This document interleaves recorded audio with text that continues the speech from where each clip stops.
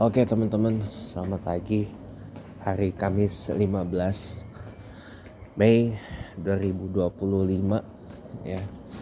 Udah setengah bulan ya kita ada di bulan Mei 2025 dan tanggal 8 Mei kemarin itu Hari Ibu Sedunia ya. International Mother's Day. Tapi kalau di Indonesia kita peringati Hari Ibu itu setiap tanggal 22 Desember. Ya, terlepas dari perbedaan tanggal itu, yang jelas kasih sayang kita sama ibu kita itu gak boleh di nego-nego ya. Itu unnegotiable. Kasih sayang kepada ibu itu unnegotiable teman-teman. Gak bisa dinego-nego. Ya, karena kalau kita punya kasih sayang sama ibu kita, udah hidup kita jadi bakal lebih enteng gitu. Karena kan orang banyak bilang surga di telapak kaki ibu kan. Nah, itu. Terlepas dari perbedaan tanggal ya, nggak apa-apa juga sih. Ntar ya teman-teman. Oh, salah. Jadi pagi ini teman-teman kita pengen ngomongin sesuatu yang agak serius ya. Minggu depan insya Allah saya bakal hadir ke job fair nasional dari Kemnaker atau Kementerian Tenaga Kerja yang insya Allah itu diadain di kantornya, di kantor Kemnaker di Jaksel ya, Gatot Subroto.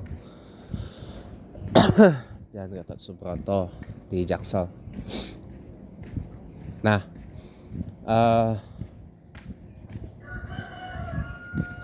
gini ya teman-teman ya. Sebelum itu kan Kemnaker sudah lebih dulu buka banyak job fair sebelum job fair nasional.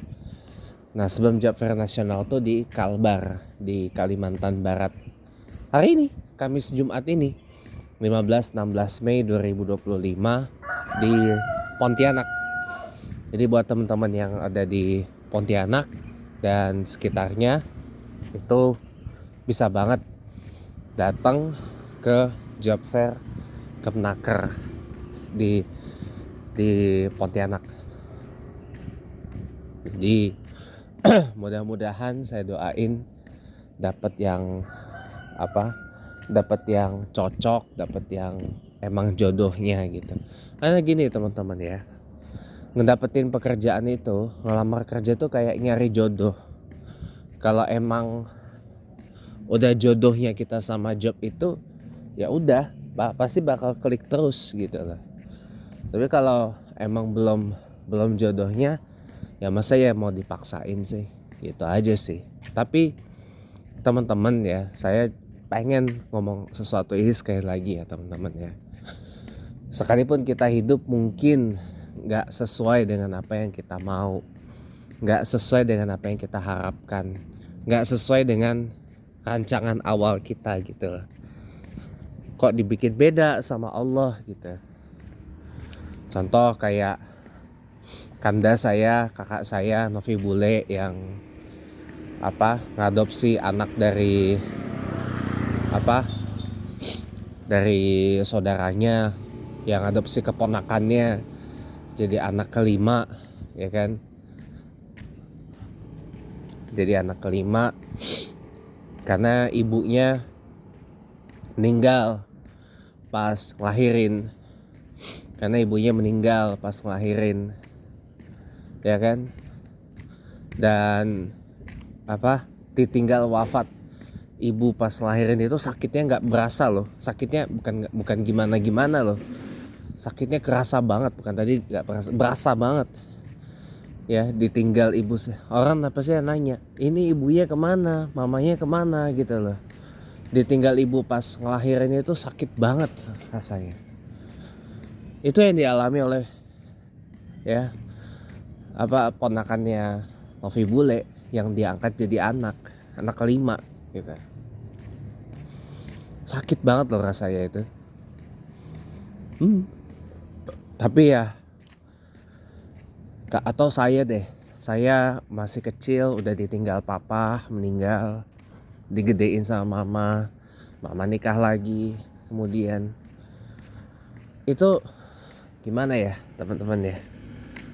Makanya manusia berkehendak, manusia berencana, Allah yang berkehendak. Jadi gimana ya? Ya udah sih, kalau saya bilangnya gini aja, ya di balik itu semua pasti Allah itu punya maksud. Kenapa ngebikin hidup kita tuh jadi kayak begini? Kenapa kalau kita udah usaha jungkir balik, kepala pindah ke kaki, kaki pindah ke kepala gitu kan, tangan sendiri dikorbanin, tangan orang lain pun ikut kita pasang juga, tapi kok hidup kita masih begini-begini aja. Hidup kita masih begini-begini aja, atau rezeki kita masih segitu-segitu aja gitu. Ya kita jangan menyalahkan Allah dong kalau kayak gitu. Bisa jadi di balik itu ada maksud lain dari Allah, ada maksud lain. Mungkin Allah rasa rezeki segitu ya cukup lah gitu kan untuk hidup hari-harinya.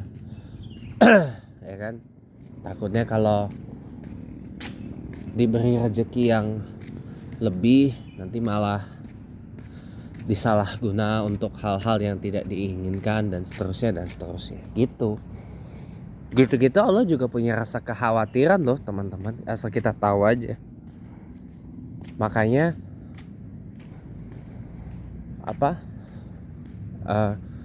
kita juga jadi orang tidak boleh terlalu berekspektasi terlalu tinggi gitu.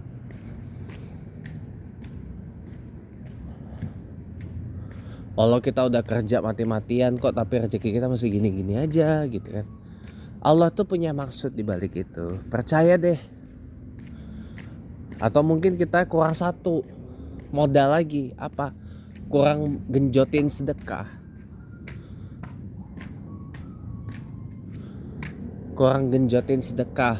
kurang gaspolin infak, zakat. Tapi Pak, saya sedekah udah, zakat udah, infak udah, wakaf pun jabanin gitu,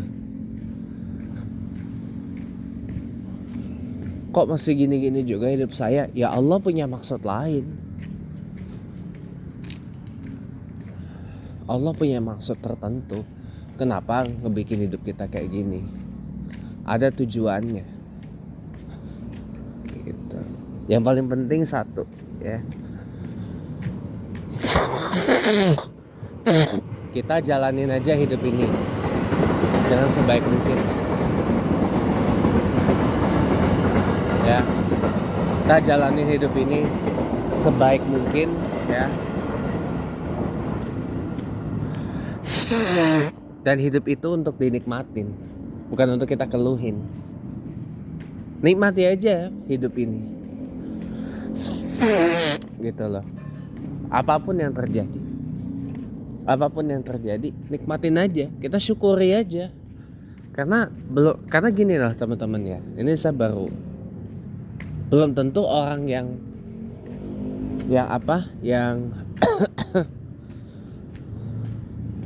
yang ngalamin kondisi kita sekarang ini, itu belum tentu orang itu ngalamin. Contoh aja, saya masih bisa ngomong-ngomong begini. Saya bersyukur, alhamdulillah. Kenapa? Banyak orang yang udah gak bisa ngomong. Saya masih bisa jalan normal. Kenapa harus bersyukur? Ya karena banyak orang jalannya udah pakai tongkat atau pakai alat bantu, atau bahkan udah duduk di kursi roda. Ya. Walaupun kelihatannya mungkin orang mandang ya, ini ya elah biasa banget, standar banget gitu kan. Tapi percayalah, kalau kita mensyukuri hal-hal yang kecil, maka ketika kita diberikan oleh Allah hal yang besar, nikmat yang besar gitu ya, kita pasti akan jauh lebih bersyukur. Percaya deh. Ini kelihatannya kecil nih yang saya ngomong tadi. Wah, kita bersyukurlah masih bisa ngomong-ngomong kayak gini. Kenapa? Banyak orang udah gak bisa ngomong. Ya, saya masih bisa jalan begini normal, masih bisa gerakin tangan saya dengan lancar meskipun saya punya Parkinson, punya tremor gitu kan. Kenapa? Banyak orang udah lumpuh, gak bisa gerakin tangan, gak bisa jalan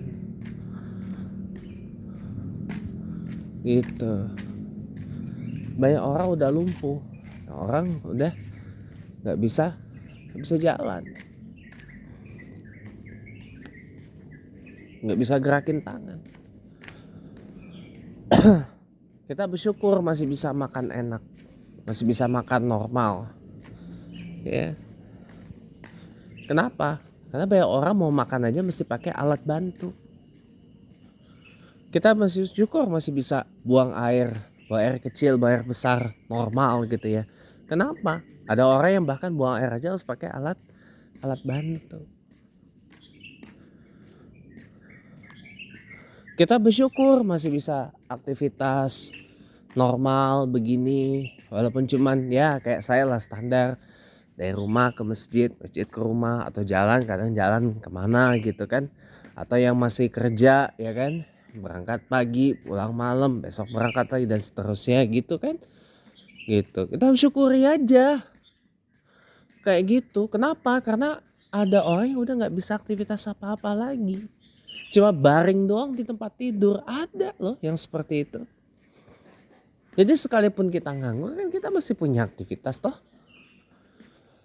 Apalagi orang yang punya pekerjaan kan. Kenapa? Karena ada orang yang cuma baring di tempat tidur aja, bedridden bahasa Inggrisnya. Itu teman-teman. Makanya kalau kita bersyukur atas hal-hal yang kayak begitu, maka ketika Allah Ta'ala kasih kita hal yang gede, pasti kita akan jauh lebih bersyukur lagi. Ya, ini nikmat yang boleh dibilang ini wajib kita syukuri. Ya, karena kalau kita berpikir nikmat dan rezeki itu hanya dibatasi oleh harta, tahta, pria, wanita gitu kan. Pegang omongan saya. Anda akan Anda ujungnya pasti kecewa.